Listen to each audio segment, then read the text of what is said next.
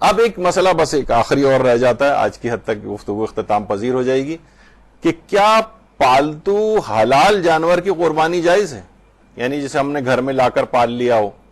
بچے کئی مہینوں سے لے کر آ جاتے ہیں اپنے پاس، یعنی خرید کے لے آتے ہیں تاکہ ہم پالیں گے گھر میں، اب چھوٹا بچہ لے آتے ہیں، اسے پال کے بڑا کرتے ہیں،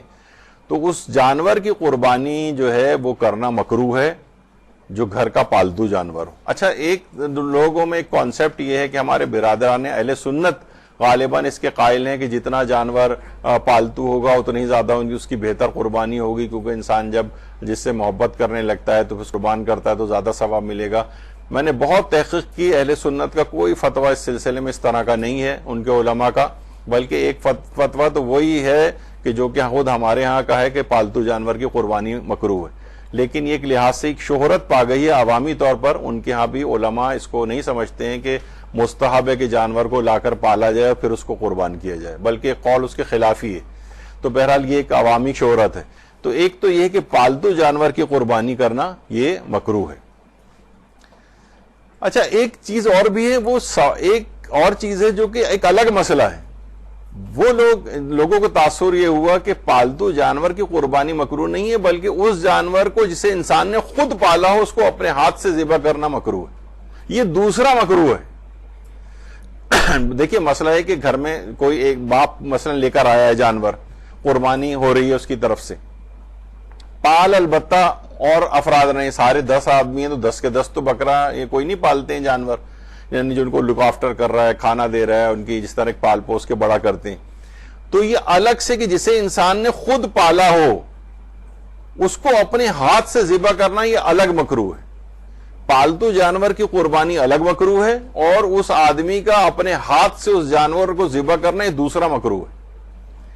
تو بہت سے لوگوں کو یہ ہوا کہ اصل میں پالتو جانور کی قربانی سے مراد یہ ہے کہ یہ جس نے خود پالا ہو اس کو ذبح کرنا مکروہ ہے، باقی لوگوں کے لیے نہیں ہے، جبکہ ایسا نہیں، گھر میں اگر لا کر پالا گیا ہو اس جانور کو تو اس پالتو جانور کی قربانی سب کے لیے مکروہ ہے، یعنی سب مکروہ سے مراد ثواب کم ملے گا، لیکن اس آدمی کے لیے ڈبل مکروہ ہو جائے گا، تو وہ لے کر بھی آیا ہے، پھر خود ہی ذبح بھی کر رہا ہے، اس کو پال پوسا بھی ہے اس نے، اور پھر خود ہی ذبح کر رہا ہے، تو یہ دوسرا مکروہ اس میں ہوگا۔ تو اس نے اگر خود پالا ہے تو عام طور پر بچے ہوتے ہیں وہ اس طرح سے لے کر آتے ہیں، اس بڑا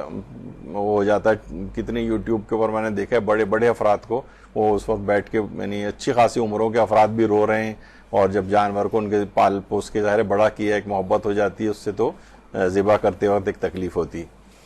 تو عید کی مستحب قربانی میں پالتو جو جانور ہے اس کی قربانی بھی جو ہے وہ مکروہ ہے، اور وہ شخص جو ذبح کرے اس کے لیے بھی قربانی، جس نے خود اس جانور کو پالا ہو اس کے لیے قربانی الگ سے مکروہ ہے۔ یعنی پالتو جانور کی قربانی سب کے لیے مکروہ ہے، پورے گھر والوں کے لیے، اور اس شخص کے لیے ایک اور مکروہ ہے کہ جس نے اپنے ہاتھوں سے اس کو ذبح کر رہا ہے، جس نے خود پالا ہے اس جانور کو، تو یہ دو مکروہ اس میں ہو جائیں گے۔ اور ہمارے امام موسیٰ کاظم علیہ الصلوۃ والسلام فرماتے ہیں،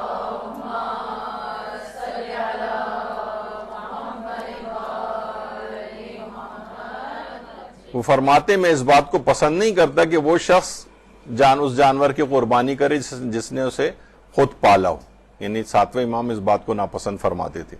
یہی سوال جب ذرا کنفیوژن کا شکار ہوا تھا تو یہ سوال پھر ہم نے آیت اللہ سیستانی کو بھی بھجوایا تھا کہ کیا یہ خود مکروہ ہے جانور کو پالتو جانور کی قربانی کرنا، یا اس شخص کے لیے مکروہ ہے کہ جس نے خود اس کو پالا اور وہ اپنے ہاتھ سے ذبح کرے؟ تو وہاں سے جواب آیا کہ یہ مطلق طور پر ہی مکروہ ہے، یعنی وہ تو دوسرا مسئلہ ہے کہ جس نے خود پالا ہے اس کو وہ اپنے ہاتھ سے ذبح کرے، یہ اس گھر میں رہنے والے جو جتنے بھی افراد کی طرف سے قربانی ہو رہی سب کے لیے پالتو جانور کی قربانی کرنا مکروہ شمار ہوتا ہے۔